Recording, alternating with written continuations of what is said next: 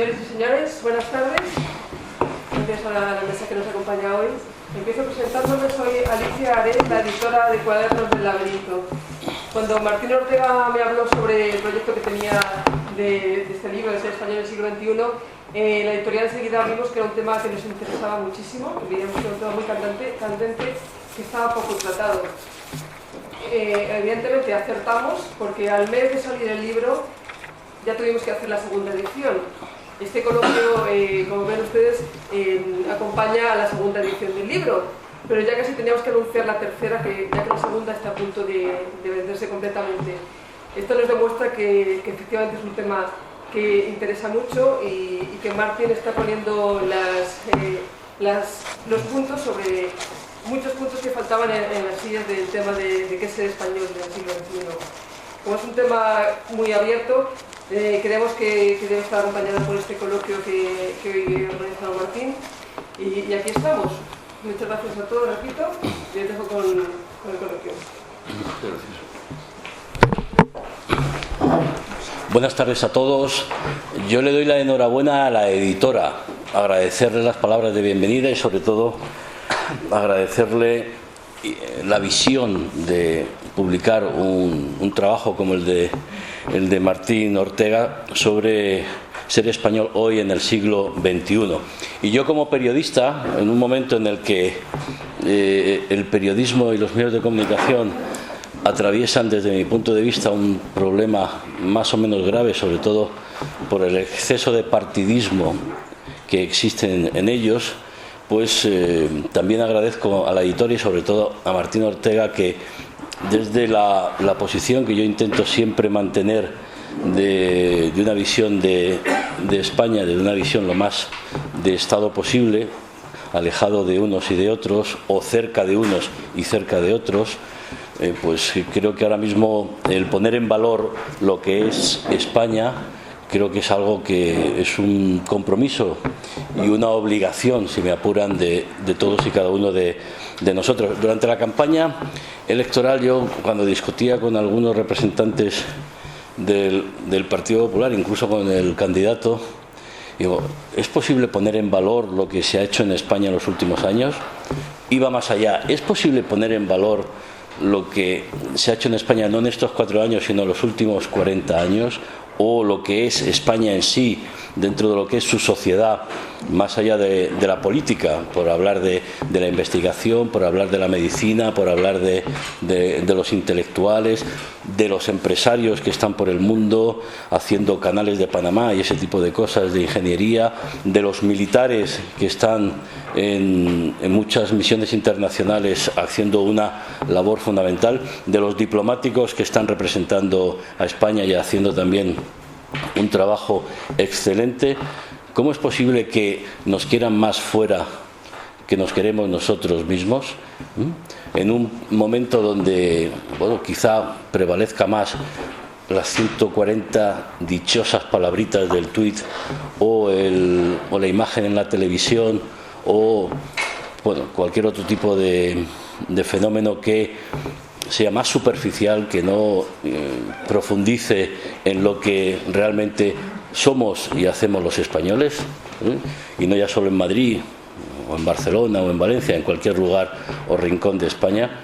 Bueno, pues yo creo que el trabajo que ha hecho Martín Ortega de ser español hoy en el siglo XXI creo que da respuestas y plantea una serie de elementos clave a la hora de recuperar, si es que hace falta, y yo me temo que sí, recuperar el orgullo de ser español, pero sobre todo los argumentos de una España pujante, de una España que ahora mismo en Europa pues se ve con cierta envidia, sobre todo por el crecimiento económico. Pero más allá de la coyuntura política o económica, creo que debemos ir a las raíces y utilizar y aprovechar este trabajo de Martín Ortega para, pues eso, recuperar, insisto, o relanzar, llamémosle como queramos, esta España nuestra, ¿no?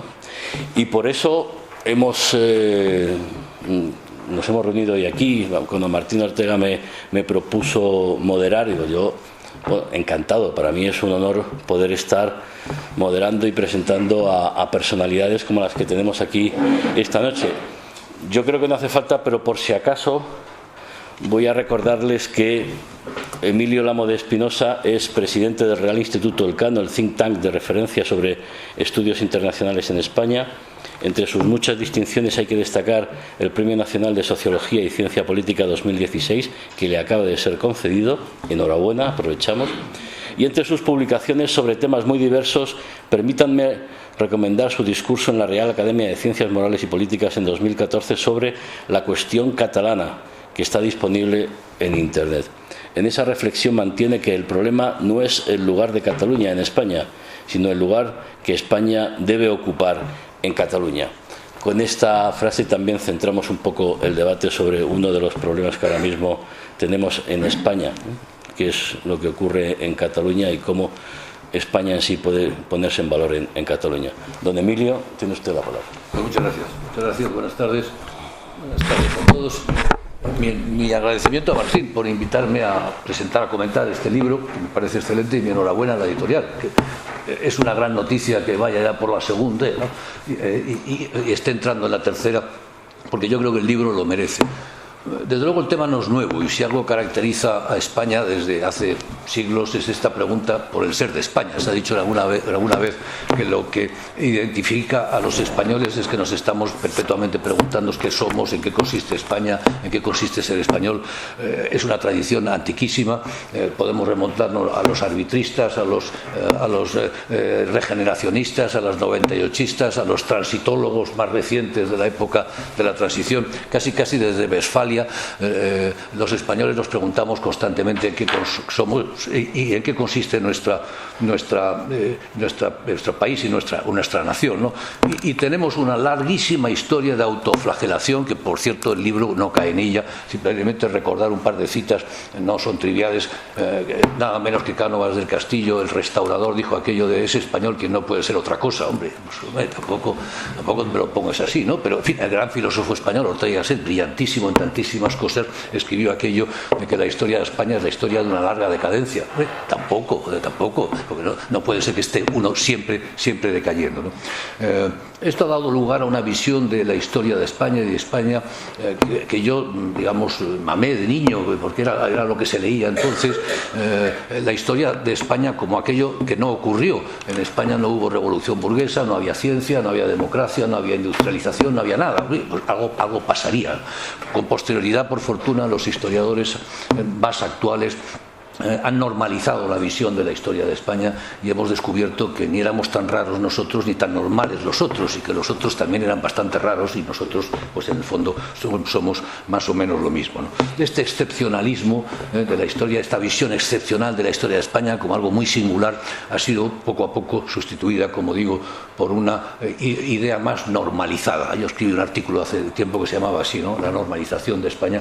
Creo que la historia de los últimos 30-40 años es un proceso de normalización de la realidad, pero también de normalización de la visión histórica de España y de la visión que los españoles tenemos de España, aunque no del todo, ¿no? No del todo. Algún comentario más, y si me paso de tiempo no tengas ningún reparo en interrumpirme y decírmelo, porque algún comentario más para situar este libro en su contexto, ¿no? Yo creo que si examinamos los últimos 30 o 40 años de la historia de España, lo que encontramos es un poco una especie de lucha escocesa en términos de lo que podría ser el prestigio, el nacionalismo, el sentimiento de orgullo y de identidad de los españoles en relación con nuestro país, ¿no? Hemos pasado del cero al infinito y hemos regresado. El cero, evidentemente, son los años duros, los tiempos de silencio del franquismo. Quizás el momento del cero fue la retirada de los embajadores, el total aislamiento de España como el paria de la comunidad internacional, como el paria en Europa, claramente. De eso, tras la muerte de Franco, de pronto nos encontramos con el milagro español, un país que lo ha hecho todo bien, la transición política, la transición económica, entramos en el euro, incluso nos creemos en la vanguardia de Europa, vamos a pasar a Italia pasado mañana, estamos en la foto de las Azores, estamos en primera fila mundial. Nos habíamos pasado, como digo, del cero al infinito, estábamos, no cabía más de satisfacción y de éxitos, y de pronto llega la crisis económica, nos pega un palo duro, volvemos a incorporarnos a los PIGs, a los cerdos de Portugal, Italia, Grecia, España. Bueno, volvemos un poco a ser la excepción. La famosa llamada de Obama a Zapatero en mayo del 2010 le puso de manifiesto que en aquel momento éramos el riesgo principal para la economía mundial. O sea, volvíamos a ser un riesgo sistémico prácticamente. Por lo tanto, hemos dado tumbos, casi una ducha escocesa, como decía anteriormente, ¿no? Añadamos a esto, me parece que esto es interesante, añadamos a esto que en buena medida los últimos 30 años de democracia, 40 años de democracia, ha sido en alguna medida una democracia que alguna vez he llamado democracia posfranquista. ¿Qué quiero decir con ello? Quiero decir que la sombra de Franco es muy alargada. Las dictaduras no desaparecen de la noche a la mañana. El franquismo evidentemente tuvo un efecto deleterio sobre el nacionalismo español, lo tiñó de fascismo, pónganle o quítenle las comillas, pero es evidente, destruyó el carácter global, genérico de casi todos los símbolos nacionales, de la bandera española, del himno español.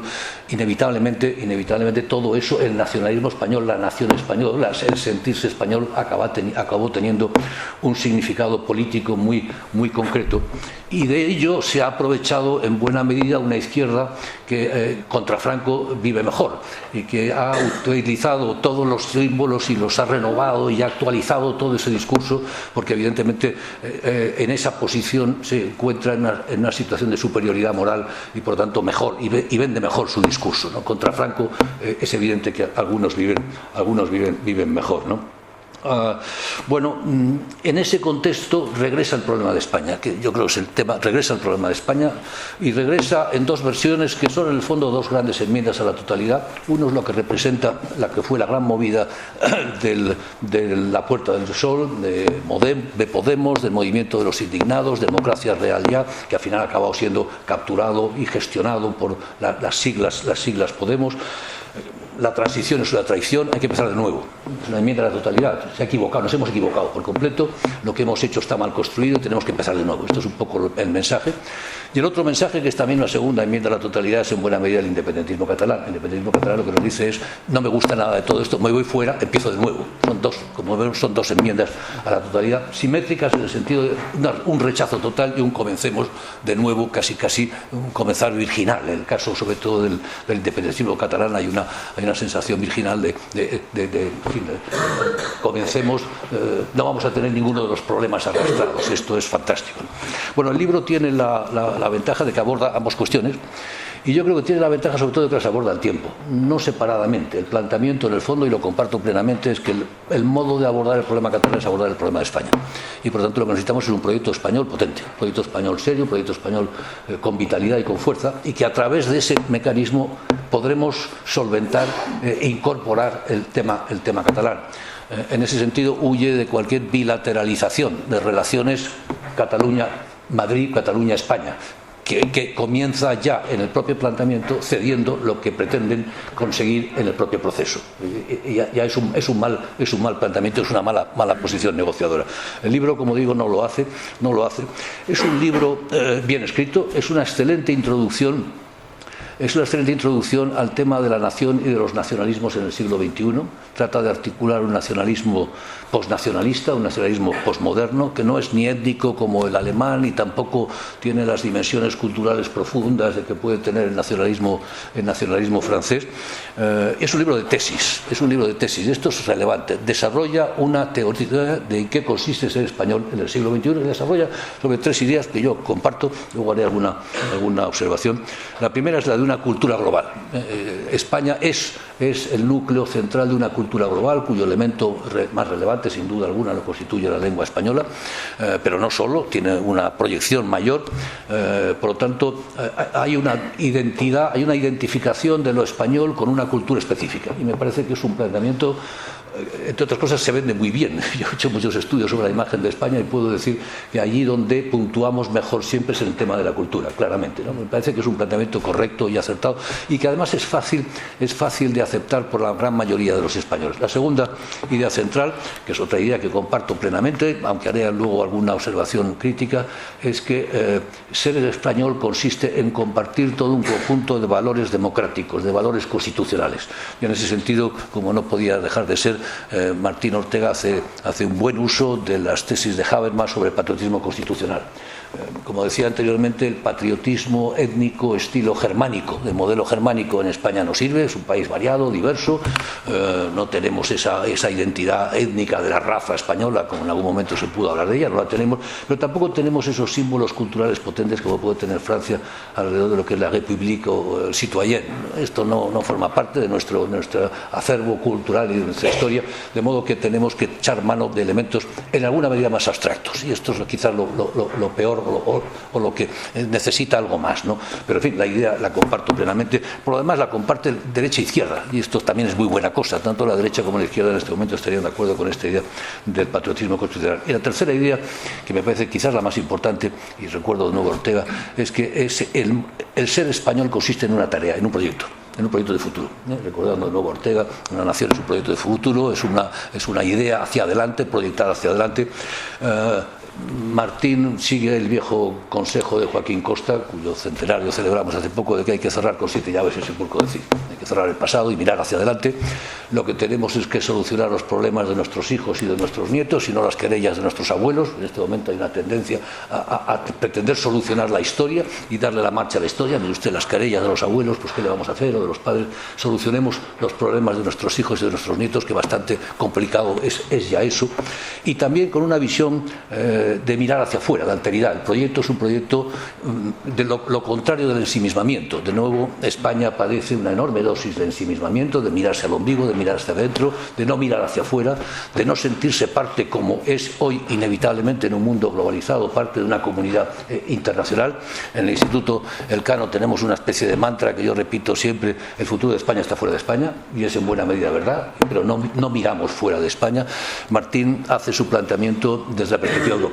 Ve a España desde Europa y a Europa desde España, y eso me parece que es muy importante, porque además el europeísmo español que ha seguido, Ortega sale por todas partes de nuevo, España es el problema, Europa es la solución, ¿no? Ese era el gran planteamiento europeísta español de los últimos 30 años, ha sido que venga Europa y nos absorbe, europeicémonos. Bueno, Europa ya no es la solución a los problemas de España, Europa es ya nuestro principal problema, y lo que tenemos que hacer es contribuir a la construcción de Europa, no esperar a que Europa venga a solucionar nuestros problemas, sino ir allí a solucionar los problemas de Europa, porque es un problema fundamental, ¿no? Como digo, es un libro excelente. Yo he disfrutado mucho leyéndolo.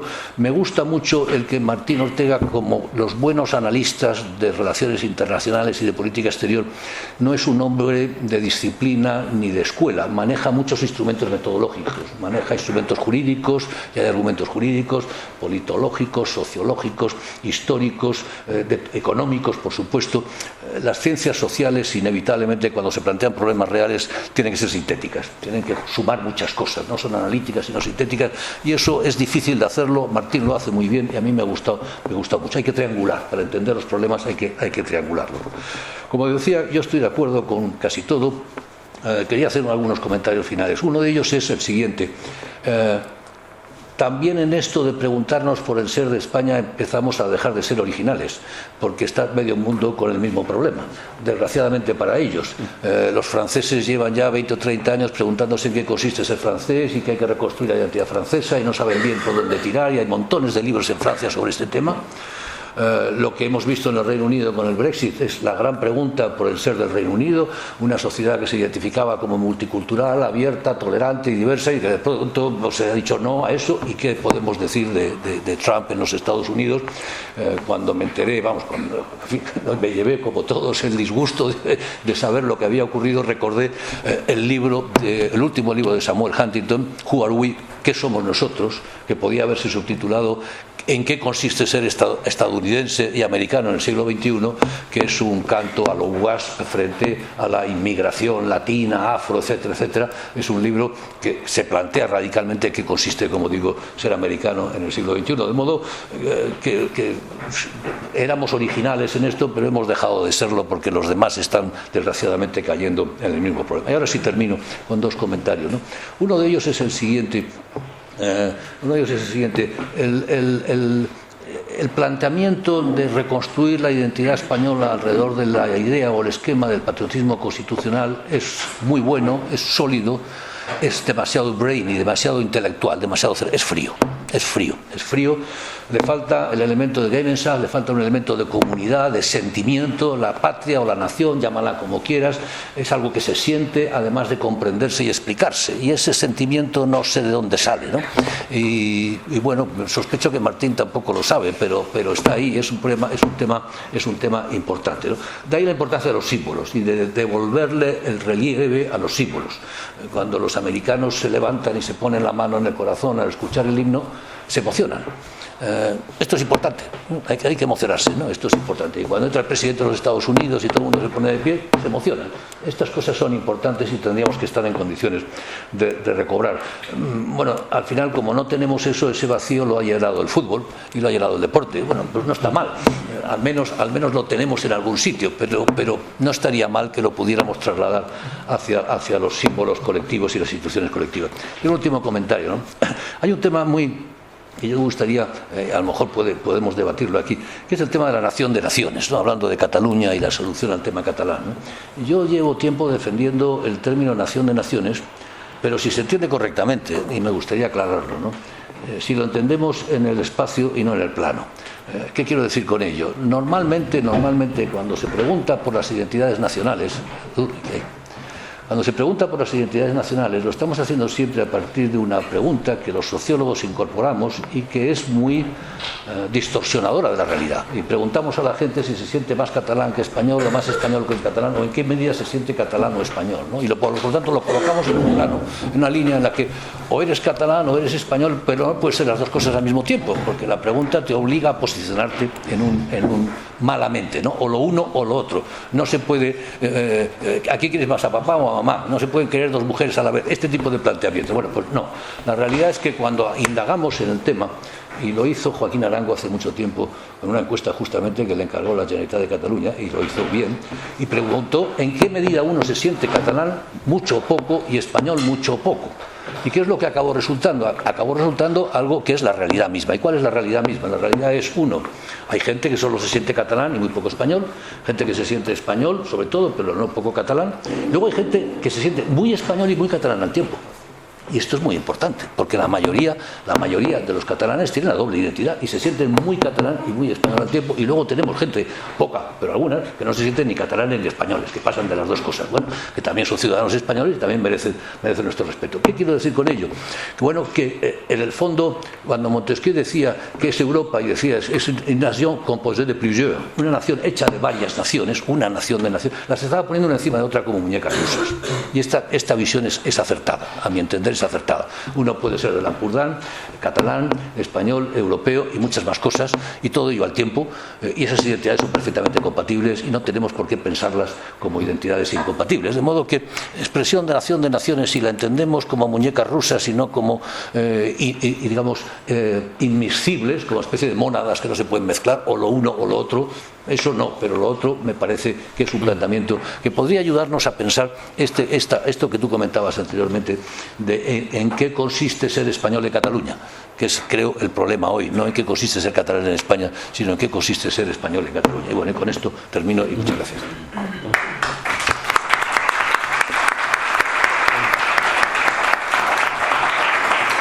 Muchas gracias, Emilio. Damos la bienvenida a Edurne Uriarte, que ha aterrizado 7 menos 20 y ha cogido un taxi corriendo y ha llegado perfectamente. Vamos a dejarla respirar, además porque creo que Emilio ha dejado el balón en el tejado de Santiago Ripoll Carulla, que es catedrático de Derecho Internacional en la Universidad Pompeu Fabra de Barcelona.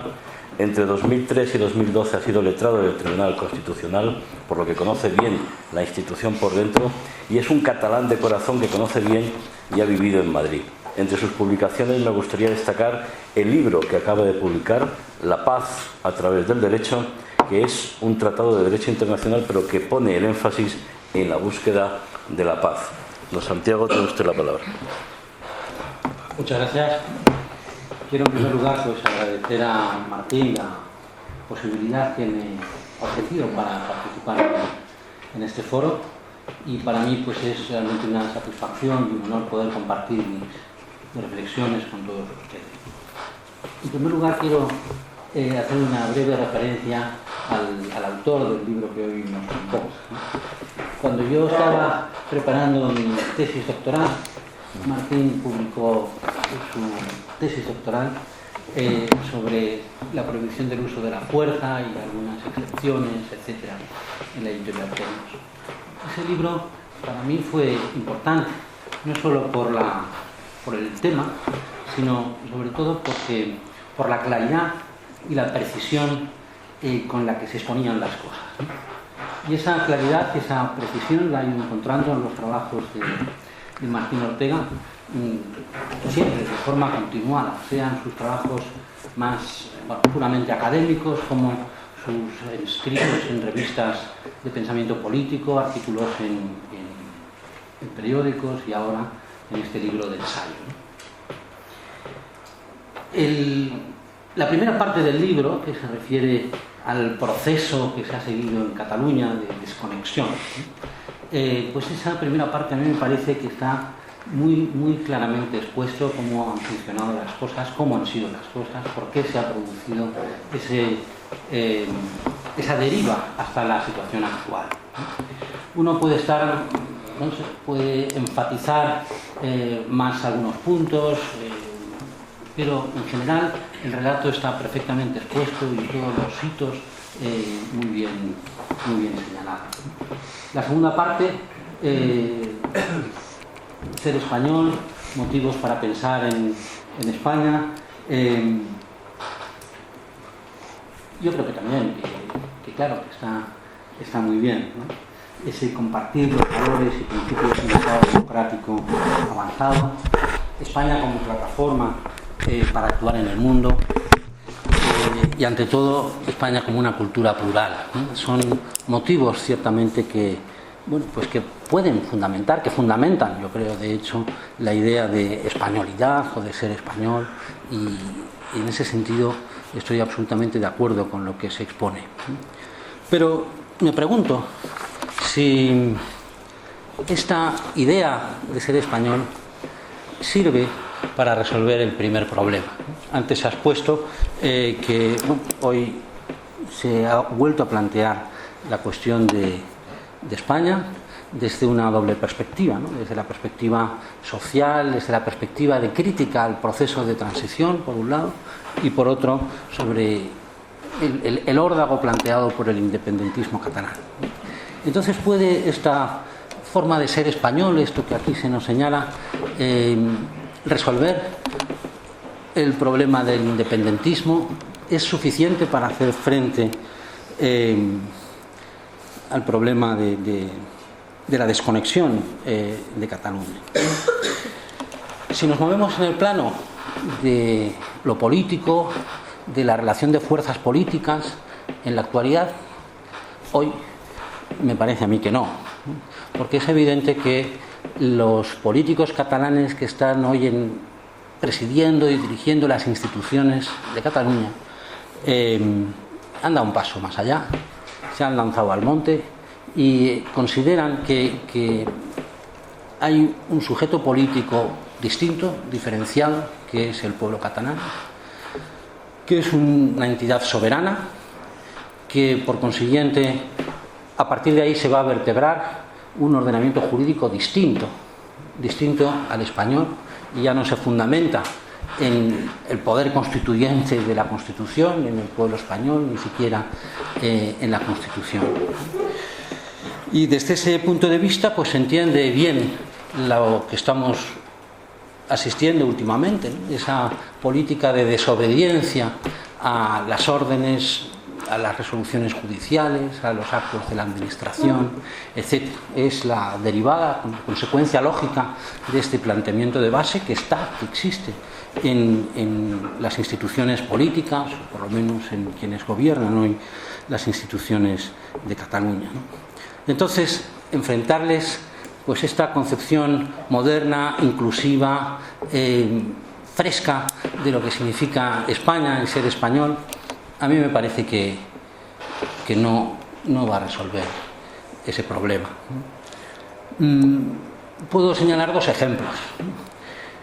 Hemos visto la reacción ante la fiesta del 12 de octubre. Bueno, pues una fecha que es consensuada, que todos compartimos lo que significa, la importancia de Iberoamérica, la aportación de España al mundo.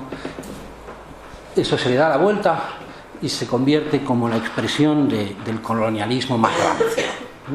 Y por consiguiente, no solo no la celebramos, sino que se boicotea. Otro ejemplo, ¿a quién se le ocurre desdeñar no celebrar el tricentenario del Quijote? De Cervantes. Si la mitad del Quijote, la segunda parte del Quijote transcurre en Cataluña, y es en las playas de Barcelona donde Don Quijote recobra la cordura. Bueno, ese es un elemento cultural yo qué sé, desde el turismo cultural, en fin, es algo grande y que sin embargo ni se ha tomado en consideración, ni incluso hay rechazo hacia eso. Por consiguiente, a mí me parece que hoy por hoy, no lo sé, la política tiene también sus cosas y a lo mejor pasado mañana estamos en otro escenario, pero hoy por hoy estas ideas, siendo desde mi punto de vista la clave, a los políticos que hoy gobiernan las instituciones, la Generalitat, los políticos independentistas, pues no les van a causar ningún efecto. Pero ese no es, creo, el destinatario del libro, de nuestras reflexiones, de lo que se tiene que hacer. A mí me parece que hay la ciudadanía española que vive en Cataluña, el pueblo catalán, la gente que residimos en Barcelona, en Cataluña, pues estas ideas sí que pueden, sin duda alguna, ir calando.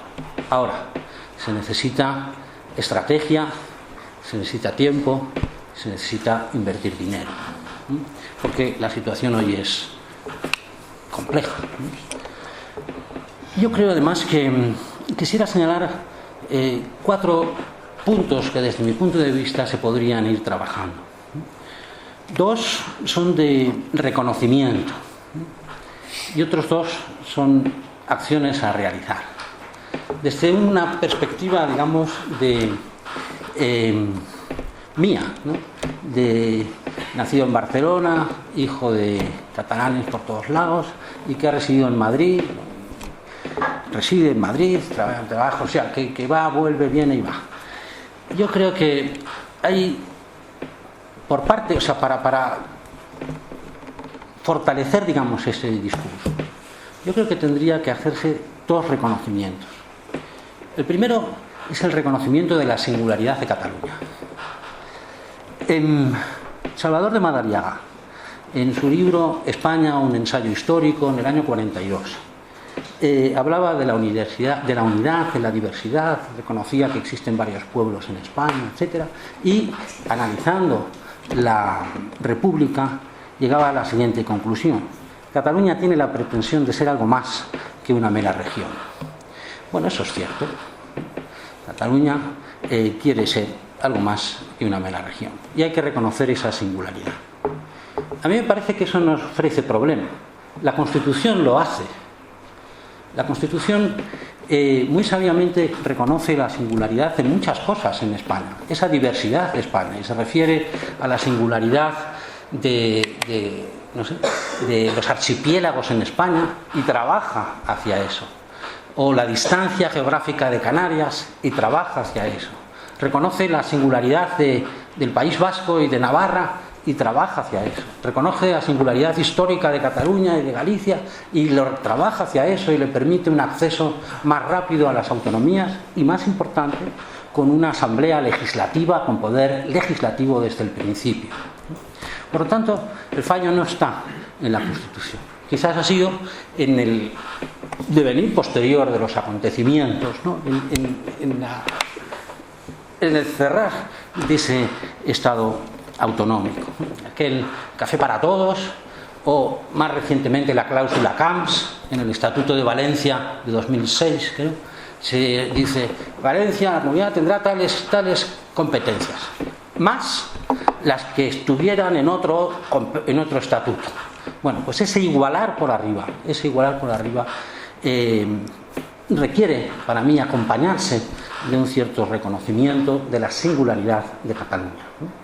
Y eso está en la Constitución, bueno, pero habría que hacerlo, no sé, más patente, o de alguna forma trabajar y reflexionar sobre eso. El otro reconocimiento que creo que puede hacerse es a las críticas sobre la solidaridad interterritorial que se hacen desde Cataluña. Yo creo que un punto de razón hay. A mí me parece que si tomamos como ejemplo Europa, que es la Unión Europea, que es, no sé cómo decirlo, el campeón de la solidaridad, con sus fondos de cohesión, sus fondos regionales, etcétera, pero esa solidaridad no es inamovible.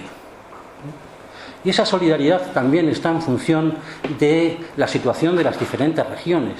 Y cuando traspasan un determinado umbral de lo económico, esa solidaridad decrece. Y en fin, creo que sobre ese punto también se puede reflexionar. Y las otras dos cosas que sugiero o que se me ocurren a partir de la lectura del libro son dos actuaciones a emprender. La primera es la presencia del Estado en Cataluña. España, bueno, la administración española apenas tiene presencia en Cataluña. Y si tiene presencia son dos instituciones, la verdad es que no son muy apetecibles, ¿no? O muy atractivas. Es la agencia tributaria, por un lado, y por otro la administración de justicia, a la que uno recurre cuando ya tiene un problema muy gordo y no sabe cómo resolverlo, y ¡pam! Pero sin embargo, en la vida ordinaria, la administración española no se aprecia cuando existe realmente, cuando está ahí implantada. Pongamos el ejemplo de un pueblo, no sé, en la provincia de Barcelona, ¿vale? Pero alejado de la capital, bueno, en fin. Y entonces los niños de ese pueblo tienen el colegio público gratis o el instituto de la ciudad más próxima gratis. Y es más, la ruta, el autocar que le recoge por las masillas, tal, también es gratis. Uno tiene financiación autonómica, pero bueno, en el fondo estatal. El otro es la Diputación Provincial la que lo financia. Pues bueno, hay que hacer evidente que la Diputación Provincial es administración periférica de la Administración General del Estado, ¿no? O sea, hay que evidenciar esa presencia del Estado en Cataluña. Yo creo que este es un aspecto importante y que ha de incrementar ese sentido de pertenencia. No se visualiza el Estado en Cataluña cuando existe. Cuando hoy se debate sobre, bueno, hay que eliminar las diputaciones provinciales, porque, bueno, pues no sé, a lo mejor en no sé qué zonas, qué regiones tendrá todo el sentido del mundo. Es una administración más ahí incrustada, no sé si presta muchos pocos servicios, seguro que muchos, pero a lo mejor ha sido, no sé, un factor que favorece la corrupción, lo que fuera. Pero en Cataluña la Diputación Provincial ha de ser muy importante. Y yo creo que es más fácil acceder partidos, digamos, no independentistas, no nacionalistas, sino partidos, es que lo de soberanismo no me gusta, pero en fin, PP, PSOE, Ciudadanos, acceder al gobierno de ciudades y de ahí a la Diputación Provincial. Y desde ahí hay una labor importante, o sea, hay que hacerse con el poder normativo en ese escalón, ¿no? Y evidenciar la presencia del Estado en Cataluña. Y la última cosa que se me ocurre, también una actividad a realizar, profundizar en la autodeterminación interna. Bueno, este es un concepto que está muy bien expuesto en la resolución que dictó el Tribunal Supremo de Canadá en relación a Quebec. Le preguntaban al Tribunal Supremo, a ver, ¿puede Quebec independizarse de acuerdo con la Constitución? No, de acuerdo con el derecho internacional. Y el Tribunal Supremo de Canadá dice, bueno, ¿qué ocurre con los pueblos sin Estado que viven en países democráticos? que es el caso de Quebec, el caso también de Cataluña. Obviamente tienen derecho a la autodeterminación, pero contesta o añade el Tribunal Supremo: bueno, es que Quebec ya está ejerciendo su autodeterminación, porque es un sistema democrático que permite votar, que permite... pero además tiene instituciones de autogobierno y además tiene políticos que participan en el Estado federal y tiene jueces que son magistrados en los altos tribunales de los estados. Bueno, pues esa idea de autodeterminación interna a mí me parece que tendríamos que trabajarla. Primero, porque es una buena respuesta a lo que ahora se está diciendo. En segundo lugar, porque aumenta el sentido de pertenencia de Cataluña en España. Es importante, pues no lo sé, que en el Tribunal Constitucional hoy haya 2 magistrados catalanes. Obviamente sus sentencias, bueno, se escuchan más, menos, se aplican, lo que fuera, etcétera. Pero ya no existe esa deslegitimidad o deslegitimación de base que se hacía hasta hace poco. Es importante que el presidente, por decir algo, de la COE sea catalán, etcétera. Hay muchos ejemplos que añadir. O que un director del Museo Reina Sofía haya sido catalán. Ese sentido de la pertenencia se incrementa también de esta manera. Y junto a estos 2 factores creo que trabajar en la autodeterminación interna en el sentido que estoy diciendo es también importante porque en ese nivel, pero no en un escalón, digamos, más técnico, letrados del Tribunal Constitucional, letrados del Consejo de Estado, altos funcionarios en la Administración, aportan una visión periférica de España. Y eso es enriquecedor y eso es necesario porque está ahí. A mí, por ejemplo, obviamente aprendí Derecho Administrativo en la Universidad Autónoma de Barcelona. El contenido es el mismo, nos estudiábamos García de Enterría. Y sin embargo, el énfasis que se hacía, por ejemplo, cuando se hablaba de la LOAPA, es muy distinto de lo que se decía en una facultad y en otra. Bueno, pues esa visión periférica del Estado de España, que es necesaria también aportarla a las instituciones. Esa voz tiene que hacerse oír también en las instituciones del Estado. Bueno, pues estas son reflexiones que me ha sugerido la lectura del libro de Martín y que podemos obviamente comentar. Muchísimas gracias.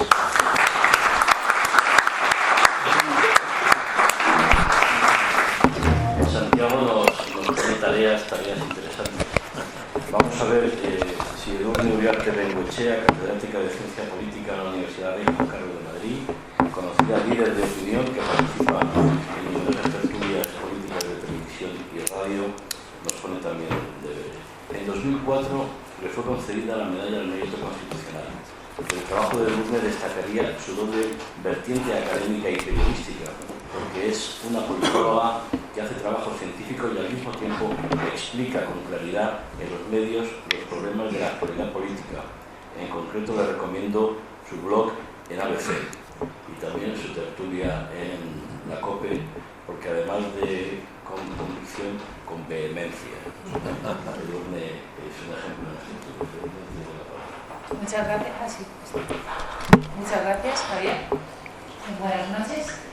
Cuando me llamó Martín para invitarme a participar en esta mesa hace unos días, le dije que era casi imposible que llegara puntual y que si me disculpaba la muy probable impuntualidad vendría porque me interesaba mucho.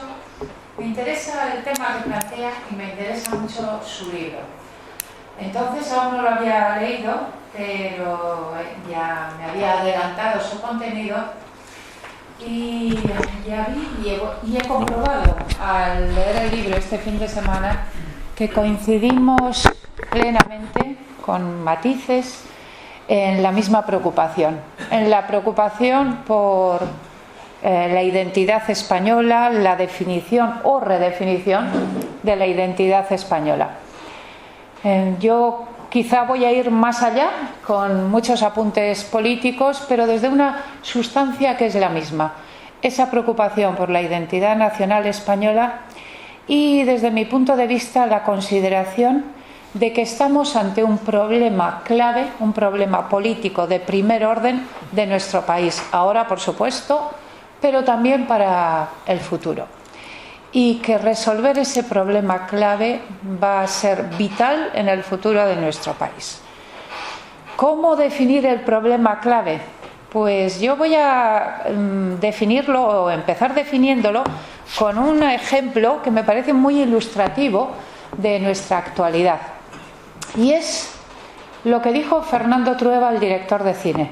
Ya sé que lo dijo hace un año, pero vuelve a la actualidad aquella declaración suya sobre su identidad nacional, porque acaba de estrenar una película y, como ya habrán visto, hay cierta polémica, un movimiento de boicot por una parte contra la película, sus respuestas, varias entrevistas. A mi periódico ABC también ha dado una entrevista haciendo una reflexión sobre lo que dijo, el porqué, etcétera. Pero si lo han olvidado, que no creo, porque nos enteramos todos, Fernando Trueba, director de cine y que recibió el Premio Nacional de Cinematografía de España, es decir, concedido por el Estado español en 2015, dijo al recoger el premio, como recordarán, y nada más y nada menos que delante del ministro de Educación y Cultura, lo siguiente: nunca me he sentido español, ni 5 minutos de mi vida.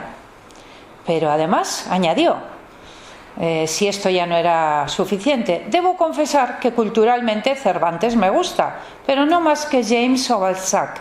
Me gusta Velázquez, pero también Rembrandt. La música que me gusta es el jazz. Debo estar equivocado. Tengo conflictos con la palabra nacional. Y aún más, siguió añadiendo, nunca he tenido un sentimiento nacional.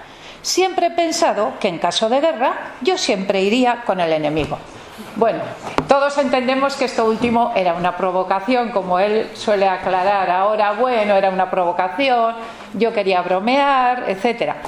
Pero esta declaración, que obviamente es una ilustración, un ejemplo, a mí me sirve para hacer una pregunta que es retórica, que es: ¿en qué país de las democracias avanzadas podemos imaginar a un famoso director de cine recibiendo un Premio Nacional de Cinematografía delante del ministro de Cultura diciendo esto?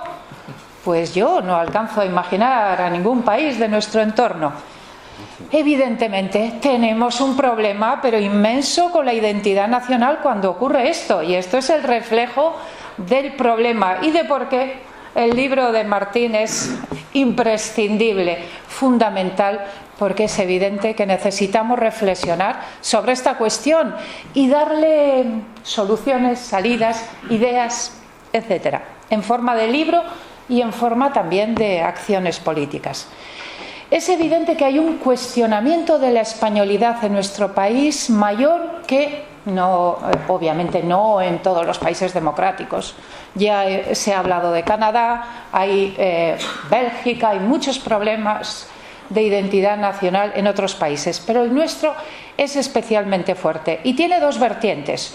Una, la vertiente de los nacionalismos periféricos. Santiago Ripoll ha hablado del independentismo catalán, no he podido escuchar a Emilio.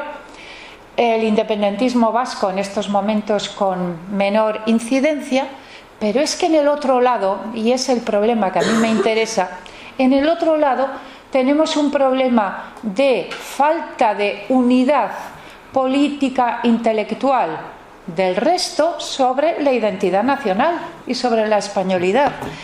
Y esto, como es bien sabido, afecta especialmente a la izquierda. Al fin y al cabo, Fernando Trueba es representativo de una parte de la izquierda, porque quien tiene la división sobre esta cuestión en España es básicamente la izquierda, que tiene por un lado una vertiente que considera el patriotismo, la identidad nacional muy importante y la unidad nacional, y otra parte de la izquierda a la que se le plantean muchas dudas, como a Fernando Trueba. De hecho, si repasamos cualquier encuesta, por ejemplo las del CIS, es muy interesante comprobar que cuando cruzamos el dato de posición ideológica de los españoles con sentimientos de patriotismo, hay una correspondencia impresionante. Mientras que el sentimiento patriótico es mucho más débil en la extrema izquierda, si empezamos por la extrema izquierda, por un lado, va aumentando a medida que vamos avanzando hacia las posiciones de la derecha y tiene su máxima expresión en la extrema derecha. Hay una clara diferenciación ideológica de los españoles respecto del patriotismo, la importancia de la nación, etcétera, según su ideología. Mucho más fuerte el patriotismo en la izquierda que en la derecha, con toda claridad. Lo que da lugar, por ejemplo, a que en las encuestas internacionales, cuando se hacen preguntas que tienen algún tipo de vinculación con el patriotismo, por ejemplo, una que fue muy comentada de Gallup de 2014, sobre la disposición a luchar por nuestro país, aunque Martín creo que cuestiona esta pregunta en el libro, creo recordar, este tipo de preguntas relacionadas con el patriotismo, pero son ilustrativas. ¿Qué ocurría? Pues que nuestro país estaba en el puesto 57 por la cola de 63, cosa que no nos sorprende nada y que ilustra también, es un ejemplo, esta cuestión, este problema de debilidad de nuestro patriotismo y de nuestra identidad nacional. Por eso estoy muy de acuerdo con Martín Ortega en que ciertamente hay que definir o redefinir, decía yo antes, o hacer una definición exitosa de nuestra identidad nacional, porque está claro que por el momento no ha sido exitosa, que tenemos un problema en ese terreno. ¿Qué tipo de definición? Y ahí también coincido plenamente, Martín, con muchas de las cosas que tú planteas en el libro, porque creo que es muy relevante tu definición cuando incides en tres apartados, si no te he interpretado mal, y no en el apartado habitual. ¿Cuál es el habitual? El que para mí ha llevado al fracaso hasta el momento. Yo también he escrito sobre esta cuestión. El habitual es el patriotismo constitucional. Aquí nos hemos empeñado en los últimos años en definir la identidad nacional española alrededor del patriotismo constitucional. Esto se hizo muy famoso en mi tierra, en el País Vasco, hace ya bastantes años, y a mucha gente se le ocurrió que para responder a los nacionalismos étnicos o periféricos había que responder con un nacionalismo, porque no le llaman nacionalismo, cosa con la que yo estoy en desacuerdo. No, decían que había que responder con el patriotismo constitucional. Entonces yo decía también, y coincido, lo mismo que tú dices, Martín, en el libro, pero es que el patriotismo constitucional es necesario. La creencia en unos valores democráticos y liberales comunes, por supuesto, pero esa creencia la compartimos con el resto de países democráticos. Si nos quedamos ahí, no nos diferenciamos, no hay ninguna diferencia española. Si nos basamos únicamente en el patriotismo constitucional, nos da lo mismo ser españoles, franceses, británicos, argentinos. El patriotismo español, la identidad española, yo le llamo nacionalismo igualmente, nacionalismo político español, llamémoslo así, necesita más elementos. Necesita el elemento cultural, totalmente de acuerdo con el planteamiento de Martín Ortega, el elemento cultural. Y por supuesto, un elemento cultural que incluye lengua, historia, arte, tradiciones, y que es un elemento cultural, y aquí hay que volver a recordar lo que decía Trueba, evidentemente abierto, diverso y cosmopolita. Realmente a mí lo que más me asombró de aquello que dijo Trueba, un hombre muy culto, inteligente, etcétera, pero sobre todo culto, es que confundía el patriotismo y la identidad nacional con algo así como el aislamiento, cuando la inmensa mayoría de quienes nos sentimos muy patriotas, yo me siento muy patriota, muy nacionalista española, por supuesto, me siento al mismo tiempo cosmopolita y por supuesto veo películas en varios idiomas, leo libros en varios idiomas. Por cierto, lo mismo que a Fernando Trueba, mi música preferida es el jazz. Me encanta el jazz y el cine de todos los países, claro está. Y por supuesto, mi patriotismo, mi nacionalismo español es abierto, tolerante, diverso, cosmopolita. Claro que sí, que es una de las grandes confusiones que tenemos en España cuando abordamos el patriotismo.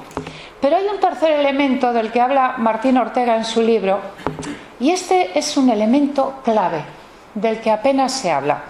Y lo hace citando a Ortega y Gasset y aquello de la falta de emoción nacional.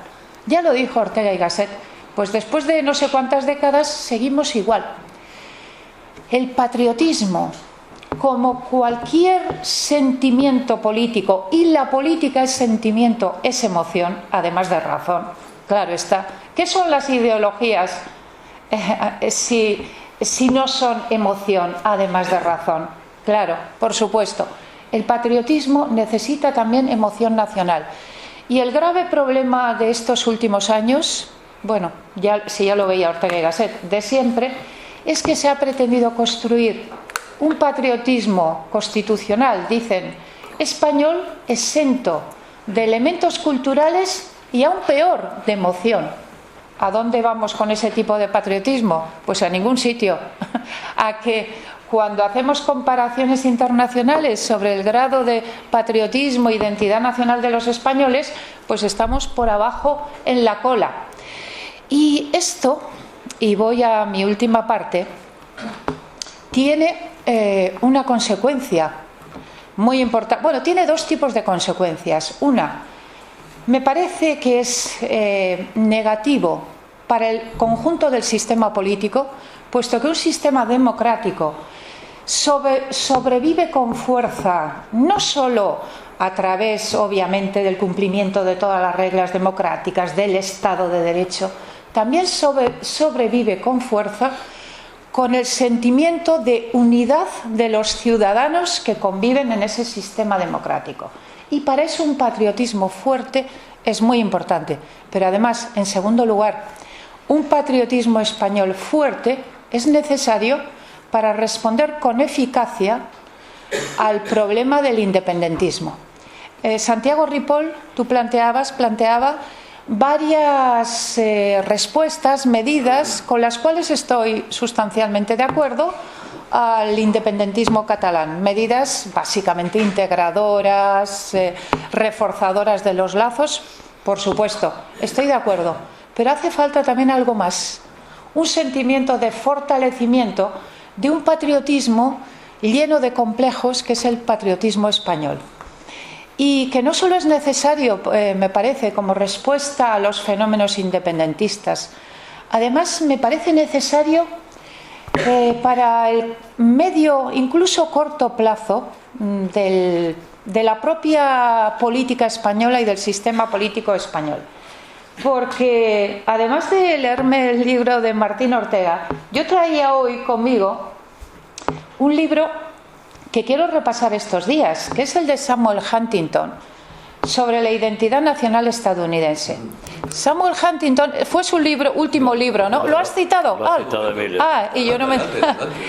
Pues no sé qué habrás dicho, Emilio, pero ¿por qué me he acordado mucho de Huntington y lo estoy releyendo? Porque Huntington, creo que en su último libro, antes de morir, probablemente fue este, ¿verdad? Sí. Vio lo que está pasando en Estados Unidos. Bueno, él fue una de las mentes, en mi opinión, más brillantes del siglo XX, y de la misma forma que en el choque de civilizaciones vio lo que iba a venir con el fundamentalismo islámico, él lo vio. ¿Qué es lo que escribía Samuel Huntington en 2004 en este libro? Lo que decía, cuando no lo veía nadie, es que había un problema con la identidad estadounidense y que si no se respondía a ese problema de identidad que empezaba a tener Estados Unidos, y se refería a la identidad del americanismo, la construida alrededor de la cultura anglosajona, de los padres fundadores y de las esencias de Estados Unidos, tal como se formó como nación. Y decía, aquí hay un problema esto puede estallar en el futuro. ¿Y qué es lo que dicen 12 años después todos los analistas de lo ocurrido con Donald Trump y de sus votantes? Que parte del éxito de Trump se debe a la crisis de identidad percibida por la población blanca anglosajona estadounidense. Y quizá alguien pueda decir, ¿y por qué hablo de Huntington si estamos en España?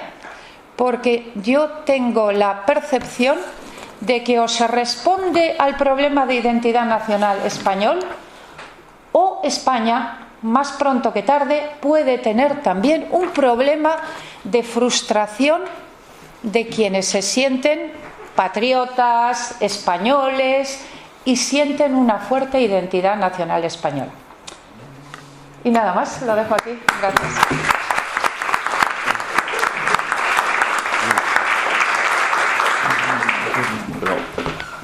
¿Trueba devolvió el importe del premio? No consta. No consta. Gracias, Edurne. Siempre nos quedará del bosque, pero bueno, ahí seguiremos pujantes en el deporte, como decía también Emilio. Bueno, Martín Ortega Carcelén es profesor de Derecho Internacional en la Universidad Complutense e investigador asociado en el Real Instituto Elcano. También colabora con la Oficina de Análisis y Previsión del Ministerio de Asuntos Exteriores y Cooperación. Entre 2002 y 2007 fue investigador principal en el Instituto de Estudios de Seguridad de la Unión Europea en París. Es un autor prolífico y variado porque publica ensayo sobre diversas materias y ahora ha publicado este libro que propone mirar al nacionalismo español con nuevos ojos. Enséñanos esos ojos. Muchísimas gracias, Javier, y muchas gracias a los participantes en este acto, que más que como una presentación tradicional del libro, como han visto todos los asistentes, ha sido un debate de muy alto nivel. Es decir, no se trataba tanto de anunciar el libro, mi editora lo hace muy bien, sino de discutir las cuestiones que están detrás, es decir, utilizarlo como pretexto para un debate que, como hemos visto, está abierto, está candente, está vivo y, desde luego, va a seguir estándolo en el futuro. Muchas gracias, Emilio. Yo estoy asociado a Real Instituto Elcano, pero quiero aprovechar aquí para felicitar también a Emilio por su premio nacional y por la labor que hace en Real Instituto Elcano. Santi ha evocado algunos aspectos de nuestra relación personal. Yo también admiro su obra y recomiendo de nuevo este manual sobre cómo alcanzar la paz a través del derecho. Esto es un reto de los internacionalistas y cada vez más las cuestiones internas, ¿verdad? Las cuestiones políticas internas están relacionadas con la política internacional y, por lo tanto, tenemos que trabajar esos dos frentes al mismo tiempo. Muchas gracias, Edurne, porque has hecho el esfuerzo de venir y porque tus comentarios son tan útiles como siempre y tan inspiradores, ¿no? Yo admiro mucho como Javier esa fuerza, esa vehemencia que tienes, que muchas veces pensamos que no existe en tu tierra y sin embargo aquí la tenemos viva, ¿no?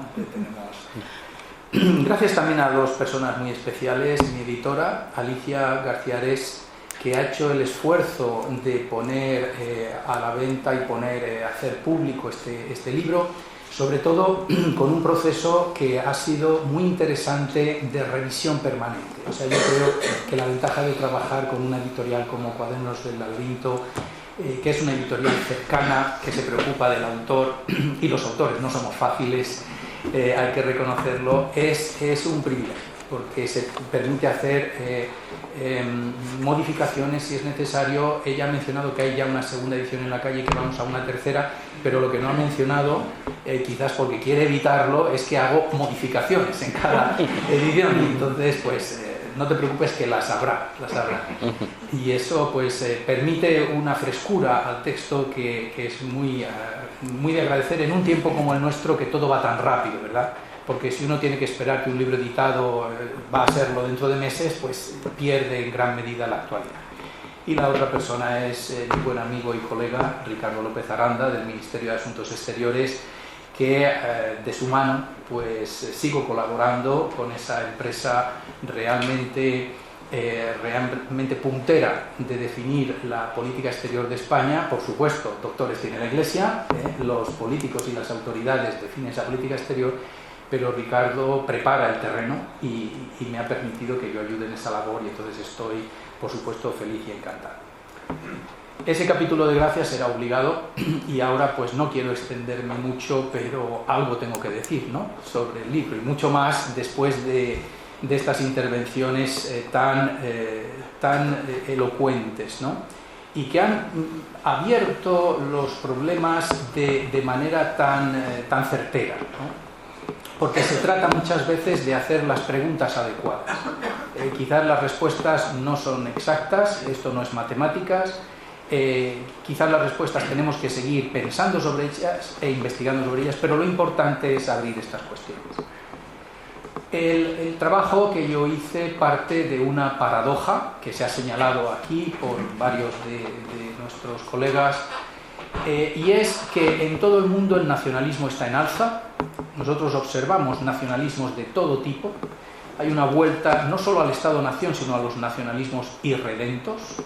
Hay este movimiento. Y, curiosamente, en España no existe este resurgir. Nosotros no observamos que en España haya un paralelismo con esos otros movimientos en Europa, en Estados Unidos, pero también no se puede olvidar el nacionalismo ruso, o el japonés, o el chino. Hay esa vuelta al Estado-nación y nosotros no participamos de esa gran corriente, ¿no? Y hay dos razones fundamentales que ya han sido evocadas, pero una de ellas es que los nacionalismos periféricos se han construido contra España. Entonces esta es una primera razón, y han dejado esa idea de España un poquito baldada. Pero hay otra razón más profunda que Emilio ya ha indicado y otros también han comentado, y es que tenemos un lastre histórico muy grande con respecto al nacionalismo español. El nacionalismo francés en realidad surge con la Revolución Francesa, pero lo recrea de Gaulle. Entonces, fijaos ese contraste tan enorme entre de Gaulle en Francia y Franco en España, ¿no? Ahí hay un problema. De Gaulle vuelve a encontrar ese orgullo nacional, y Francia se redefine a través de esas ideas de la République, les valeurs de la République, la citoyenneté, etc. En España nosotros tenemos lo contrario, tenemos un pasado muy pesado del siglo XIX, que produce las dos Españas, y que después se continúa en la dictadura, y por lo tanto no tenemos la posibilidad de definir un nacionalismo español fácilmente conectado con la historia. Tenemos, por supuesto, los 40 años de democracia, y sobre esa base firme podemos construir, pero tenemos que hacer un esfuerzo que otros países no hacen. Y de ahí viene esta reflexión. Este es el punto de partida. El punto de partida es que nosotros necesitamos pensar sobre bases nuevas un nacionalismo español. Un nacionalismo que, además, yo estoy de acuerdo con Edurne, no tenemos que avergonzarnos en llamarlo nacionalismo. Es cierto que quizás el nombre tiene todo un significado, unas connotaciones, no solo en España, sino en otros lugares, que no terminan de convencernos, pero es que no tenemos otro. Puede hablarse de patriotismo, nacionalismo, pero es difícil inventar, tendremos que hablar de un nuevo nacionalismo. Pero hace falta establecer un nacionalismo sobre bases nuevas, no sobre bases simplistas, ni pasionales, ni históricas, sino necesitamos un nuevo nacionalismo definido sobre bases nuevas. Y esas bases, en mi opinión, son lo que yo llamaría las razones para el sentimiento. Aquí se ha hablado mucho de la elaboración intelectual o racional de este nacionalismo, se ha hablado también del corazón, pero yo creo que no tenemos otra alternativa que pasar de la cabeza al corazón, no hay otra. ¿Por qué? Porque tradicionalmente era muy fácil definir un nacionalismo enarbolando una bandera, cantando un himno con la marsellesa, con una imagen de un toro, y hoy en día también en los campos de fútbol se grita soy español, español y español, cuando en realidad no somos tres veces español, soy catalán, español, europeo. O sea, se podrían hacer muchos adjetivos, pero eso de el que se reafirma tres veces está tan equivocado porque es excluyente como el que se reafirma tres veces catalán o tres veces austríaco, da igual, ¿no? Entonces, frente a esa situación nueva, nosotros tenemos que trabajar con argumentos racionales. No tenemos otra alternativa. hoy en día ante un mundo nuevo, un mundo interconectado, un mundo globalizado, o pasamos por una elaboración intelectual o no podemos llegar a nuestro destino. Segunda idea, cuando, y solo tengo tres, o sea que no voy a alargarme mucho. Segunda gran idea del libro, bien, ese nuevo discurso no tenemos que pensar que es algo exclusivo nuestro. Este problema no lo tenemos solo nosotros, lo tienen muchos otros países. Emilio ha recordado Reino Unido. En el Reino Unido nosotros tenemos la idea, la imagen, de que es un firme defensor de su país, hay un nacionalismo británico, nada más lejos de la realidad. En el Reino Unido las encuestas demuestran que la mitad de los jóvenes no sienten nada por la bandera. La bandera es percibida en el Reino Unido como un símbolo icónico, como una cosa pop.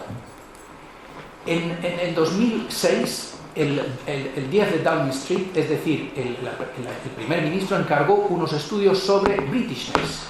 Gordon Brown hizo todos unos estudios sobre Britishness, porque tenían que saber qué significaba ser británico.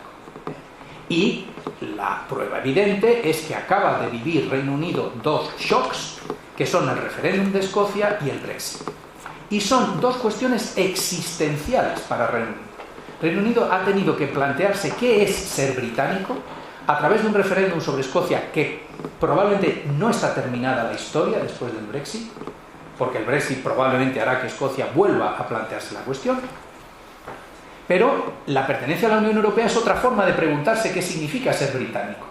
Es decir, si alguien hace un libro en el Reino Unido que se llame Ser británico en el siglo XIX, tiene que preguntarse hasta qué punto es ser europeo también o no. ¿De acuerdo? Entonces, por eso, y Edurne ha mencionado a Huntington, y el título de su libro es ¿Quiénes somos? Es decir, estamos en las mismas. Estamos todos, salvo, eso sí, los que funcionan con criterios simplistas del pasado.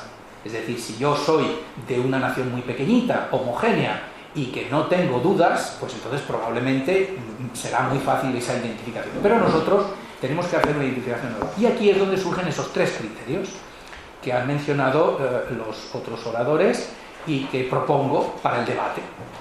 ¿Y por qué introduzco esos tres criterios? Porque también hay otro test muy interesante que yo lo he compartido con muchos profesores, no sé si contigo también, Edurne, y es el siguiente. Uno va a sus estudiantes, sean de grado o de máster, y les pregunta ¿qué es para vosotros ser español? Y no saben responder. Es decir, los estudiantes hoy en día llegan a la idea de ser español a través de ideas un poco dispersas. El deporte, la gastronomía, es lo que citan. O sea, lo que citan realmente es... ¿Por qué? Porque aquellas grandes referencias del pasado, que eran pasionales, se han perdido. Y las nuevas no existen. Y luego, en el tercer punto, volveré a por qué no existen.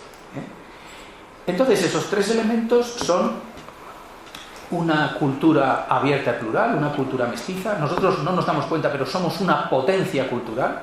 Es decir, en el mundo ya no es solo que nuestra lengua es la única lengua latina que va a pervivir en un ambiente global, la única latina, por delante del francés, del italiano y en asociación con el portugués. Eso es espectacular. Pero además es una cultura abierta, preparada a la integración, porque somos un puente hemos sido un puente entre Europa y el Mediterráneo, entre el Mediterráneo y el Atlántico. Somos una potencia que ha sido potencia global y por lo tanto esto nos programa para una relación. Javier hablaba al principio de nuestra participación en las operaciones de paz. Al final los militares españoles son muy valorados porque en el contacto con las diversas civilizaciones lo hacemos muy bien y tenemos la capacidad de entendernos con todo tipo de gente, ¿no? Entonces todo eso es una cultura abierta, plural, mestiza, y es una cultura que tiene un futuro enorme, sobre todo por Estados Unidos, lógicamente. En segundo lugar, los valores y principios de un Estado europeo avanzado. Aquí estoy de acuerdo con lo que se ha dicho sobre el patriotismo constitucional. De nuevo, es un término para el debate que es muy útil. Yo creo que tenemos que seguir explorando esta idea de patriotismo constitucional, pero hay que completarlo con la cultura, porque si no el patriotismo constitucional solo es demasiado frío y tenemos que completarlo con la cultura. Por eso puse como primer elemento el compartir una cultura global, y después compartir unos valores de un Estado europeo avanzado. Y claro, Europa es al mismo tiempo una ventaja porque nos permite complementar nuestras identidades y hacemos una identidad multinivel. O sea, uno es andaluz o canario o asturiano o vasco o navarro o balear, y al mismo tiempo es español y al mismo tiempo es europeo. Y esto nos permite completar nuestra identidad a través de esa pertenencia a un Estado europeo avanzado y compartir unos principios y valores que tienen también un alcance estatal importante. Y por último, efectivamente, esa idea de plataforma para actuar en el mundo. Es decir, ser español es compartir una palanca de futuro, es decir, una forma de estar en el mundo. Una forma que es cercana a la forma italiana, que es cercana a la forma francesa, portuguesa, porque lógicamente estamos en ese entorno, pero es una forma propia. Es decir, los españoles, sean empresarios, sean cooperantes, sean religiosos, sean artistas, cuando van por el mundo son españoles y llevan esa base detrás, ¿no? Y también los de las nacionalidades históricas, y ahora ya termino este punto y voy al siguiente, también los de las nacionalidades históricas volens nolens, aunque no lo quieran, porque hoy en día las nacionalidades históricas se están presentando como exclusivas, como si no hubiese existido España, y están reconstruyendo una historia artificialmente que no tiene nada que ver con la realidad, cuando la realidad es que esas nacionalidades han participado en España y ha habido una identidad plural y ha habido una realidad plural. Por lo tanto, esa idea de plataforma para actuar en el mundo también es importante para ellos. Y plataforma para actuar en el mundo quiere decir, por supuesto, participar en los grandes retos internacionales. Porque aquí muchas veces nuestra política interna es excesivamente ombliguista, como se dice en francés, nombrilista, ¿no? O parochial, como se dice en inglés. Es decir, es una política que mira demasiado a nuestras cuestiones dentro, cuando nuestras cuestiones dentro ya son internacionales. El problema de la deuda, de la participación en Europa, del medio ambiente, del aprovisionamiento de energía, del terrorismo, de nuestra seguridad, en fin, muchísimas cuestiones son hoy también cuestiones globales. Y por lo tanto, la participación de España en esas cuestiones globales debe ser fundamental. Y aquí, por ejemplo, pues tenemos centros de pensamiento como el Real Instituto Elcano y otros que están elaborando esa forma de estar en el mundo y esa forma de participar en los grandes problemas globales. Y termino con mi tercer punto, que es, eso está muy bien, pero ¿qué hacemos a continuación? Es decir, ¿cómo se puede poner esto en práctica? Y aquí agradezco mucho a Santi esta reality check que nos ha hecho, porque Santi ha dicho, está muy bien todos estos argumentos, esta construcción de que es ser español, pero esto no va a convencer a los independentistas, o los catalanes se van a quedar fríos frente a esto. Bueno, aquí creo que es una buena observación y tenemos que ser conscientes de que el proceso político y jurídico de la reconstrucción de nuestro proyecto español, de nuestro proyecto estatal, voy a decir ahora estatal, con permiso de Edurne, para no volver a connotaciones de nacional, ¿no? Para reconstruir nuestro proyecto estatal, que yo pienso que es evidente que hay que reconstruir, es decir, después del embate nacionalista catalán hay que reconstruirlo desde el punto de vista político, jurídico, y quizás en un término, no sé cuándo, llegaremos a reformas en plural constitucionales, quizás no una gran reforma, pero sí este punto aquí, el otro allí. Iremos actualizando nuestra Constitución como la ha actualizado Estados Unidos, como la han actualizado muchos otros países, y lo tendremos que hacer. Pero ese proceso, que es político y jurídico, se debe acompañar de un proceso de construcción nacional, o si no, estamos perdidos. Y aquí yo comparto el juicio de Edurne. No nos damos cuenta muchas veces en Madrid porque hemos perdido en gran medida la movilidad. Hoy en día los funcionarios no cambiamos o no cambian de destino. La sociedad, las élites catalanas no hablan con las madrileñas. Los madrileños no interaccionamos con los catalanes en gran medida. Entonces, desde aquí, en mi opinión, yo he hecho un gran esfuerzo porque me he leído textos catalanes, los libros clásicos, los de los creadores del nacionalismo catalán, etc. Y uno llega a la conclusión de que hay un gran desconocimiento, no hay movilidad y tenemos un problema, porque esto es un riesgo de cara al futuro. No sé si Huntington lo detectó para Estados Unidos, pero desde luego nosotros tenemos ese riesgo. Riesgo que no es terriblemente grave porque no han coincidido en el tiempo el reto independentista vasco y el catalán. Y entonces, cuando el vasco se ha calmado y ha entrado en una vía de racionalidad, como demuestra el pacto reciente PNV Partido Socialista de Euskadi, permite enfriar ese frente, mientras que el frente catalán está en descenso, pero está muy caliente, ¿no? Porque claro, un gran problema no es la cuestión de que se rompa España. La cuestión que muchas veces los independentistas catalanes y el libro blanco del Consejo de Transición Nacional no lo reconoció así y no lo quieren reconocer, es que España es un caso muy distinto al de otros lugares donde hay independentismo, sea Bélgica, sea Escocia, sea Quebec. Es muy distinto. ¿Por qué? Porque Quebec es cuestión de dos. Si Quebec se hace independiente, queda Canadá y Quebec. Escocia, no va a haber otra independencia. Bélgica son dos. Nosotros no somos así. O sea, la independencia hipotética de una nacionalidad histórica iría acompañada seguramente de otras. Y por tanto, el reto para España no es el reto de un independentismo, sino es el reto de una pluralidad de independentismos. Entonces, ¿cuál es el problema? ¿Qué hacer? Yo repito, además del debate político y jurídico, hace falta trabajar para la construcción nacional de manera nueva. Y aquí el gobierno ha abandonado. Aquí el gobierno, en los últimos 4 años, en mi opinión, no se había hecho antes. No hemos sabido hacerlo, ni con gobiernos socialistas, ni con gobiernos del PP. Por ejemplo, somos el único país de Europa que no tenemos una asignatura en secundaria de educación cívica. El único.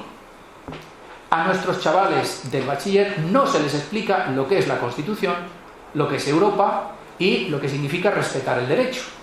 ¿Por qué? Porque Zapatero quiso hacer su ley de un tipo, el PP después quiso hacer otra ley de otro tipo, y entre todos no hemos sido capaces de hacer eso. Y así sucesivamente. Es decir, esa construcción nacional está pendiente, hay que hacerla sobre bases nuevas. No quiere decir que hay que hacer grandes campañas de bandera o de otras cosas, sino quiere decir que hay que ser imaginativos y descubrir nuevas formas para hacer esa construcción nacional que está pendiente. Y solamente de esa manera llegaremos al corazón. Estoy terminando, Javier. Solamente de esa manera podremos llegar al corazón. Porque además aquí hay un problema, y termino con una nota sobre algo que ha dicho Emilio, que es la nación de naciones, que es un riesgo, en mi opinión, añadido. Y ya no es que existan las nacionalidades históricas que hay que integrar, que tenemos que estar orgullosos de ellas y tenemos que ser más abiertos. Yo estoy de acuerdo con Santi que tenemos que hacer más por aceptar esa asimetría, reconocerlo en la futura reforma de la Constitución. Hay que hacer una serie de esfuerzos por todas partes, con una voluntad de Estado, que eso es fundamental, tener una voluntad de Estado por nuestra parte y por parte de todos los españoles, porque a lo largo de 5 siglos hemos sabido, con diversas vicisitudes, seguir juntos. Pero ¿qué ocurre con el problema de la nación de naciones? Bueno, lo que ocurre es algo muy sencillo, en mi opinión, y es que en nuestra Constitución no se encontró una solución ideal, pero se habló de nacionalidades y de nación. Y nacionalidad era un término de Prat de la Riba, es un término que viene de Cataluña. Él mismo había inventado esa idea, que fue una manera de acoplar los dos sentimientos. El problema de nación de naciones, y aquí yo estoy totalmente de acuerdo con los programas de Podemos, que también me he leído, y todos los textos que han producido ellos, incluso los textos académicos, que desde luego si estamos nosotros en los tribunales de tesis de Pablo Iglesias o de Rejón nos lo cargamos, ¿verdad? Pero, no sé. Habría que verlo. No, vamos a ver, ellos hacen buenos trabajos, pero desde el punto de vista de su contenido es muy discutible. Y os explico por qué. Nación de naciones hay un problema, y es que la palabra nación tiene tal fuerza ilocutiva que desde el momento que y esto pasó con el preámbulo del Estatuto de 2006 que rechazó el Tribunal Constitucional en su sentencia en 2010, tiene tal fuerza ilocutiva. Fuerza ilocutiva quiere decir, está como preñado de fuerza ese concepto de nación, que tarde o temprano asociarán a ese concepto la libre determinación. Y así lo dice también el programa de Podemos, que habla de esa idea de nación de naciones, porque dice que se aceptará el derecho de autodeterminación, cito, en aquellas comunidades que lo hayan pedido con especial insistencia. Cierro la cita. en aquellas comunidades que lo hayan pedido con especial insistencia. Lógicamente, eso es una fórmula para explotar, porque igual que hay estados de dos naciones, el único precedente con muchas naciones de multinacional reconocido es la antigua Yugoslavia. Entonces nosotros tenemos que ser conscientes de esto y tenemos que seguir esa construcción nacional abierta, plural, poniendo a todos en juego, pero desde luego evitando los riesgos que pueden existir en el horizonte. Gracias.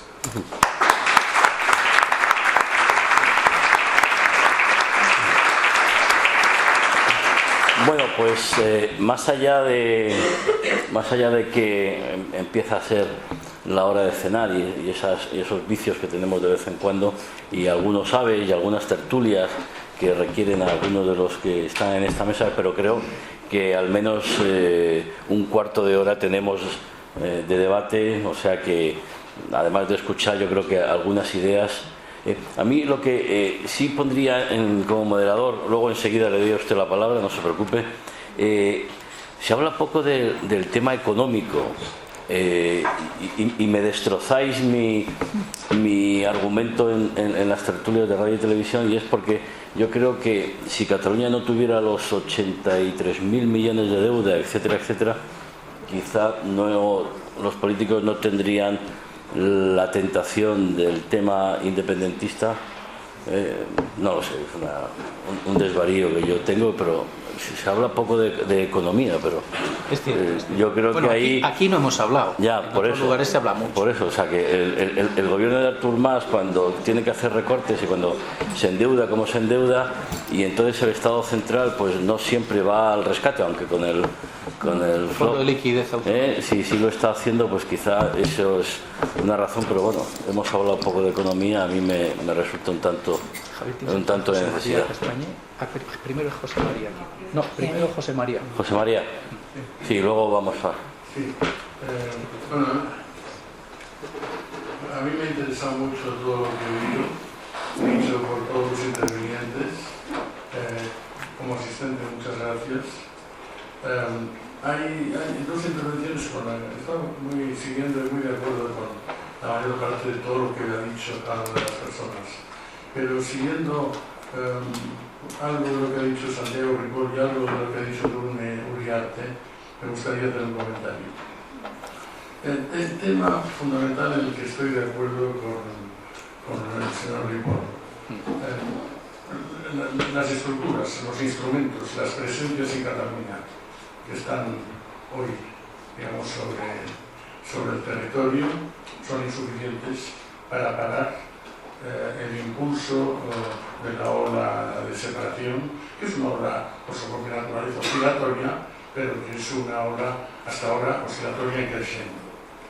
O sea, estoy totalmente de acuerdo con eso. Y muy de acuerdo con lo que ha dicho Edurne Uriarte sobre la anemia del patriotismo español, ¿no? Digamos, el déficit cultural y sobre todo emocional del patriotismo español, la insuficiencia del patriotismo y el imperio bastante omnímodo de ese patriotismo constitucional, ¿no? Pero querría contrapuntear algo de lo que ha dicho el señor Uriarte y la señora Uriarte y lo que ha dicho el señor. El fenómeno, digamos, la ola separatista catalana tiene varias causas, pero tiene una causa esencial. Y esa causa esencial de no tocarse, que no se puede tocar, seguirá funcionando. Y es la que gobierna, con la ayuda de la demografía, el creciendo del fenómeno. La educación.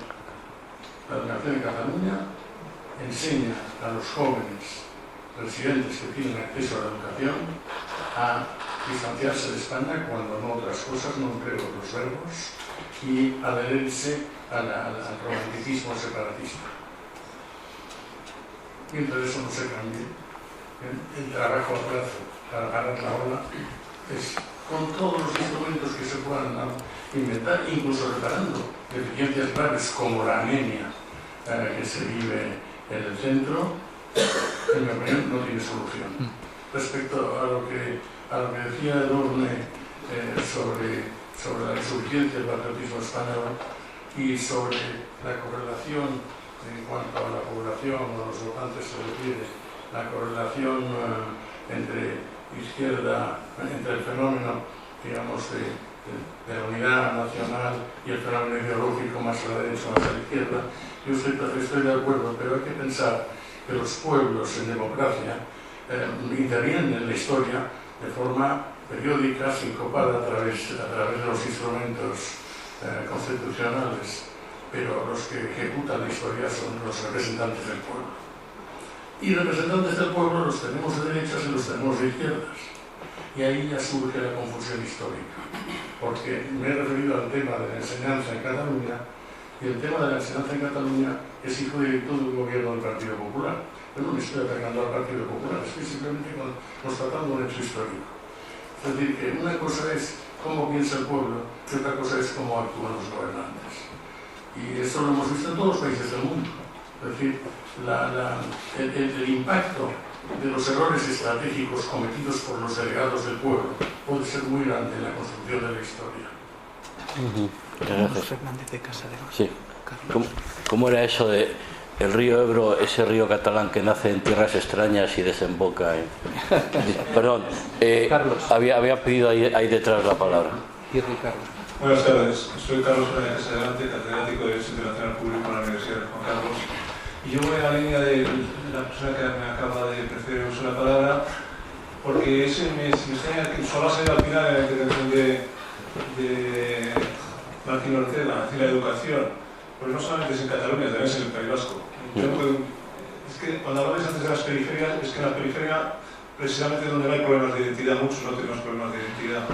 Bueno, la educación, pero no solamente lo que ha dicho de Cataluña es igual para el País Vasco, es decir, pero esto está concebido desde el momento en que el Estado autonómico se contempla las competencias exclusivas en materia de educación para las comunidades autónomas, y eso no tiene remedio. O se cambia eso o no hay nada.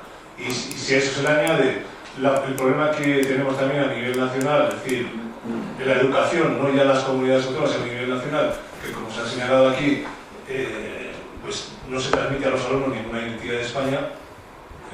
Porque yo también les hago la pregunta todos los años, es decir, ellos hablan en el colegio de la Constitución, de la democracia, y dicen, no, pues aquí si en Madrid nos hablan, en el País Vasco, en Cataluña menos, ¿no? Y sin embargo, le hago la misma pregunta a un francés, a los Erasmus, y vosotros os hablan, seguro que os hablan de la República, los valores republicanos, la fraternidad, pues claro, se la hablan. Por eso hay un atentado de unos de París y salen todos a cantar totalmente la marsellesa, ¿no? Y en relación con esto, también la facilidad con que se ha asumido el lenguaje nacionalista, es decir, porque desde la periferia esto lo hemos visto clarísimamente. Es decir, el País Vasco, los que no somos nacionalistas, los que no somos vascos y españoles, enseguida desde Madrid se asumió lo que decían allí, es decir, en lugar de llamar a los españoles españolistas. Ya es un sistema, ya es peyorativo, ¿no? Al revés, en Madrid con los nacionalismos siempre se ha sido muy complaciente. Aquí se les llamaba, al vasco se le llamaba nacionalismo democrático. Sea porque no mataba, pero si hacemos un listado de la colaboración del nacionalismo democrático, entre comillas, en la lucha contra el terrorismo de ETA, será difícil encontrar algo realmente positivo, de apoyo. Bien, es decir que, y luego otras cosas, somos un Estado muy peculiar, porque aquí entra el jefe del Estado en las Cortes el otro día, bueno, para inaugurar la legislatura, y es posible que, y no hay ninguna sanción ni hay nada en el reglamento, se permite que parlamentarios escogidos representantes de la soberanía española, de la soberanía popular, se ausenten o se estén sentados mientras o suena el himno y están sentados, no pasa nada, o suena el himno nacional de la Copa del Rey, que por cierto se llama Campeonato de España, Copa de Su Majestad el Rey, porque la gente no sabe ni siquiera eso, y también no pasa nada. Es decir, somos un país muy singular. Entonces, claro, si no respetas los símbolos, los valores, antes hablabas de la emoción. Pues nosotros los que, como Edurne, hemos vivido en el País Vasco, hemos sido represaliados y hemos tenido que salir de allí, pues para nosotros salir del País Vasco y ver una bandera española era todo un acontecimiento. Y si encima sonara el himno español, pues era otro acontecimiento. Es decir, que nosotros esos sentimientos los tenemos. Lo que ocurre es que tampoco en el País Vasco ha habido presencia española, presencia del Estado durante muchos años, ni la hay. Ni la hay, antes por un motivo, ahora por el que no la hay. Entonces, si eso no se cuida desde la cuna, es decir, si no se empieza a crear una identidad española desde el colegio o con la educación, yo no veo que haya nada que hacer. Gracias. Dos breves apuntes. Claro, en el País Vasco, años y años, cuando se da el tiempo en la televisión, solo aparece el territorio del País Vasco, Navarra y las provincias francesas. Eso va creando... En los medios de comunicación tenemos una responsabilidad. Y luego el conocimiento. En Bosnia, cuando estábamos al principio, que estábamos con los soldados españoles, yo iba con un periodista que era muy de izquierdas, de esto, lo de España le gustaba muy poco y tal. Al cabo de un mes íbamos por la M19 y de repente un convoy y yo dije, anda, mira, es la bandera española, ¿quiénes son? Sí. Y dijo él, no, son de los nuestros. Coño, el de izquierdas que no quería España, en fin, que cuando conoces las cosas yo creo que contribuye a tener una opinión bastante más acertada. El embajador Miranda, luego también por aquí y allí al fondo. Gracias. Muchas gracias a todos los que están en la mesa y muy especialmente al autor del libro. Yo creo que el elemento pasional es el que más nos gustaría tener. ¿Puedes poner el micro, embajador?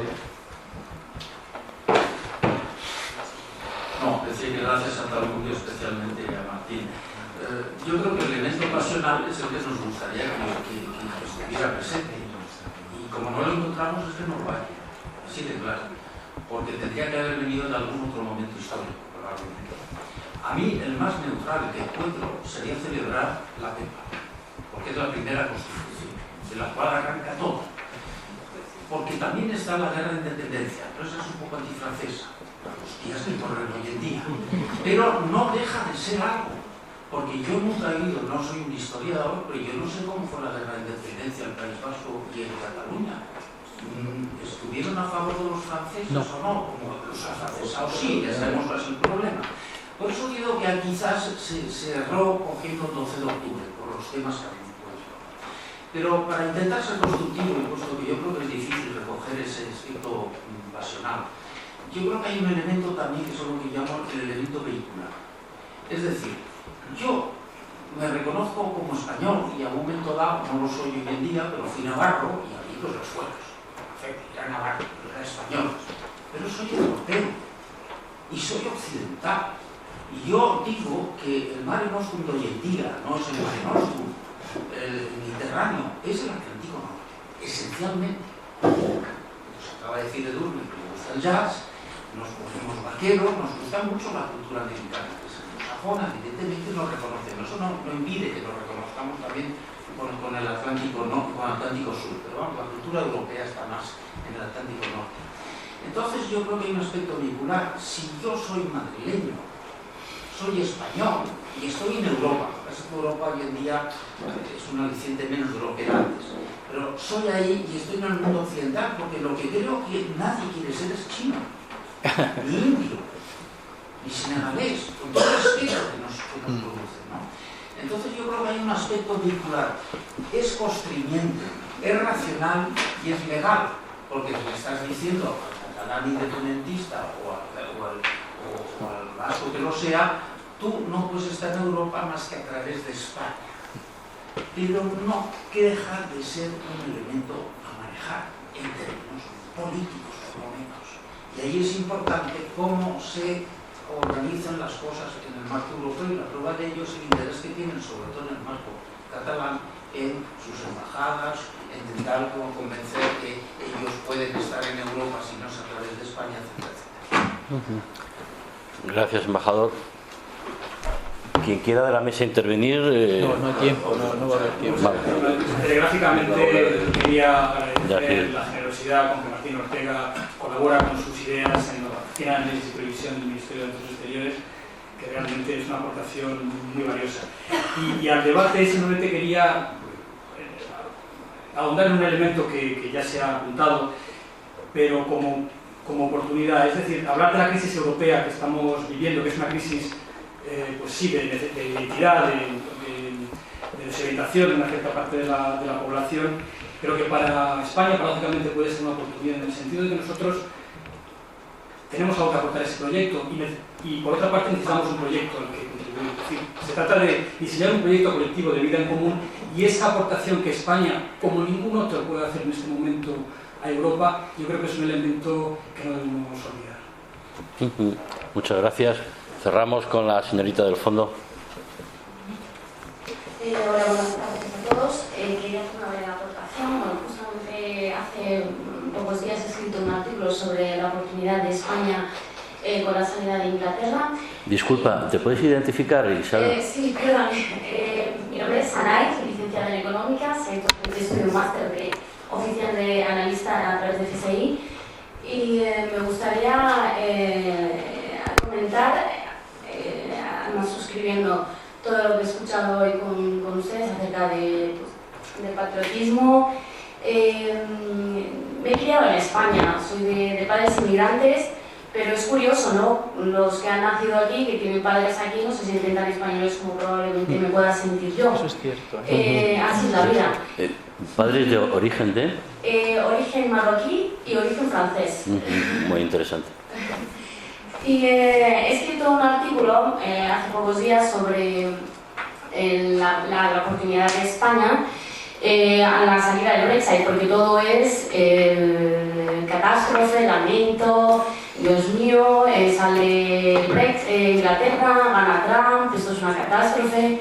Y quizá el problema de todo esto es el marketing y un poquito, si me permiten, la osadía, la ignorancia, porque que es muy atrevida, ¿no? Entonces, con esto quiero decir que es primero el huevo o la gallina.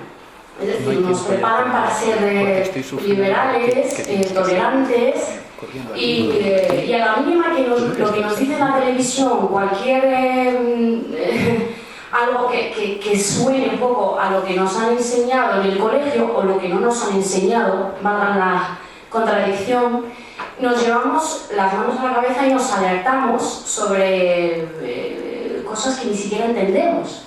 ¿Por qué gana Trump?